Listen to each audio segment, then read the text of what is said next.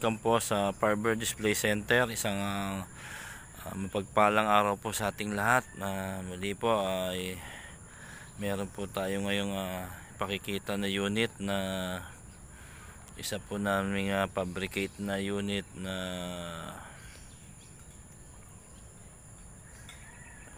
SUV type po ito na replica.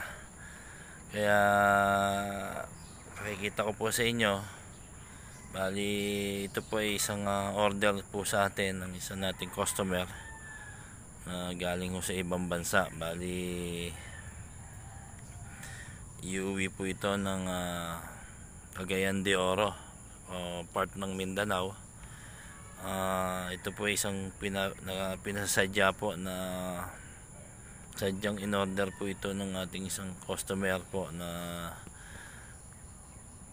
nagbigay po siya ng sarili nating design na kanyang idea rin. May mga idea rin po tayo na sama-sama po namin yung mga idea namin para makabuo po ng isang ganitong sasakyan.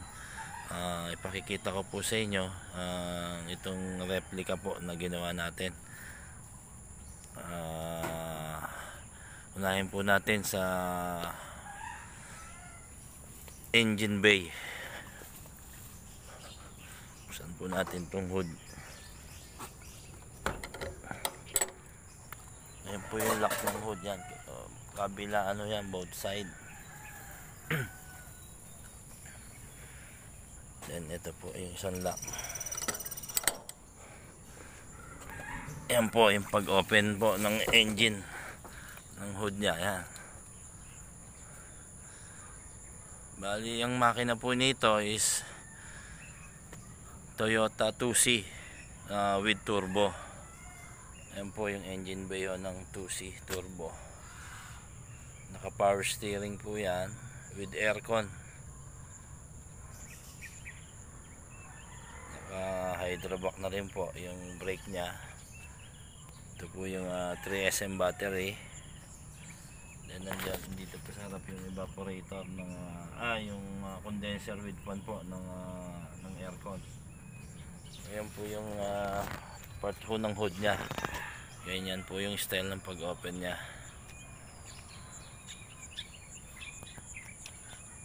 Then ayan po yung kabuuan ng body.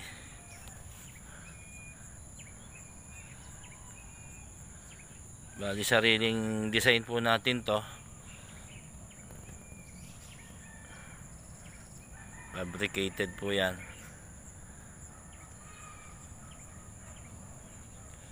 Then ang gulong po na ginamit natin dito, medyo malaki na ho yung size ng gulong nya. Bali ang size po ng gulong nya is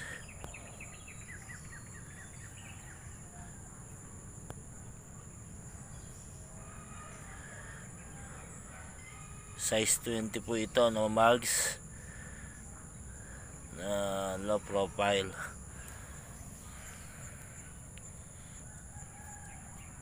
Malapad po yung gulong nya. Size 20 po yan na mag wheels. Kaya malapad po yung gulong nya. Kaya sumakto po yung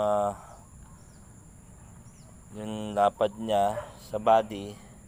Kasi medyo mas malapad po yung size ng body na ginawa natin dito ikumpara nyo sa standard size. Hindi na ho namin ginamitan ng mga spacer to, kundi original po to na nakakabit po sa disc brake. Binagay po natin yung mag wheels na ginamit dito.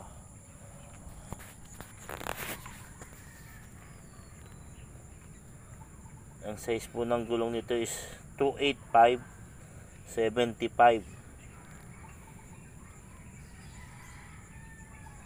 755 R20. 285/55 R20. Yan po yung size ng gulong.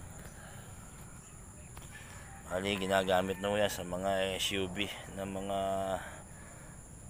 pick up yung gulong na yan. Then ito po, ibaba po natin uli yung hood para dito po sa harap. Yan. Meron na ho siyang bull bar dito sa harap. Yan, stainless. Then ayan po yung ilaw niya, signal light and park light. Ayan din po yung yung pinaka bumper niya sa baba. Naka all power ho to, power window, power steering, power side mirror. Then naka ano po siya, naka 360 camera po siya. Bali naka ano na rin ito, naka with remote na rin po yung kanyang power lock, naka alarm. Kompleto po para talaga hong ano na to, parang yaring kasa na rin no, na kompleto na po sa accessories. Naka navigator na rin po na Navitopia. Yan ho yung setup na ginamit, pinalagyan po natin to sa Navitopia na may camera po siya sa loob. At ayan po yung tsura po ng body niya. Hindi ho masyado nating nilakihan po ang ano nito, ang size ng body, kasi nga hindi naman ho ganong kalaki ang makina. Bali binagay lang ho natin sa kakayanin ng makina, kasi hindi naman ho kailangan ng customer natin nito ng medyo malaking body pag pang ano lang po talaga, pang service niya doon sa probinsya, para po pag bakasyon dito sa Pilipinas. Kaya tama lang po yung size ng body kumpara nyo sa engine po niya. Naka automatic transmission nga pala po ito. Matic po siya, matic na transmission. Original transmission po siya na naka built in din po sa engine ito. Kung ano po yung engine at transmission, sila po talaga yung magkaset. Then dito po, tingnan po natin dito sa likuran. Ayan po yung trunks niya. Ayan. Pasadya na rin po yung ano niya, yung flooring dito sa trunk. Kasi naka stainless po yan, na checkered plate ang ginamit po natin. Pati po yung mga bar dito, mga holding bar sa likod, yan, stainless po yan. Then ito po yung kanyang spare tire, yan. Malaki po yung size niya. Kung ano po yung size ng gulong natin, share rin po yung sa reserva, pati ho yung set ng mags nya. Bali naka 5 ano po yan, 5 pieces set. Then ayan po yung tail light. Then ito po yung mga camera nya, yan, yung mga camera po yan dyan, tsaka doon sa may side mirror, kaya naka 360 camera po siya. Yan, tingnan po nito yung likod.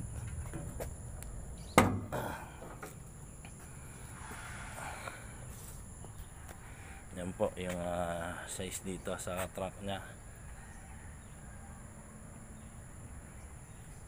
Ngayon, tingnan po natin dito sa parting loob.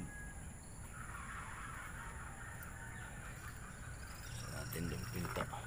Ayan, nakalock. Buksan natin. Nag-automatic lock po kasi siya. Hindutin po natin. Ayan. Ayan po yung kanyang back seat. Simulan po natin dito sa likuran. Ayan po, yung ginamit po nating back seat dito. Ayan. Sa likod do, kasya ho yung mga 4 na tao, kasi malapad po yung size ng body nito. Ayan. Yun, nakarinig nyo, nag-automatic lock hindi pa po siya na set, kaya set ho natin para hindi delikado. Masama po kasi yung lagi nag-automatic lock kailangan naka-connecta ho siya sa brake, para pag nag-brake bago ho siya maglalak. Baka mahirap po maiwanan yung susi sa loob, malalak ho siya. Then ito po yung kanyang 2-seater. Both side po itong 2-seater na to, naka power na rin po yung adjustment nya, electronic power ang switch po niya, na yung forward, backward. Ayan po yung switch niya. Ayan. Forward, backward, then yung tilt pagtitil ko dyan din, ganoon din po dito sa driver side. Ayan po yung transmission niya, yung shifter po ng automatic transmission. Then ayan po yung switch ng power side, mga power window, yung 4 na pinto. Ayan po yung lighter para sa pwedeng mga charger. Then ayan po yung dock ng ating aircon, at saka ito po yung monitor po ng ating camera, yung Napitopia na ano po yan, setup po yan, pina-install po natin sa kanila, bali sinervisan po dito sa shop natin. Then ito din po yung switch ng power side mirror, yan, both side po yan, andito po yung control. Then naka steering wheel na rin po siya na wood type. Ayan po, carpeted po yung mga flooring yan. Then ayan po yung sa ceiling.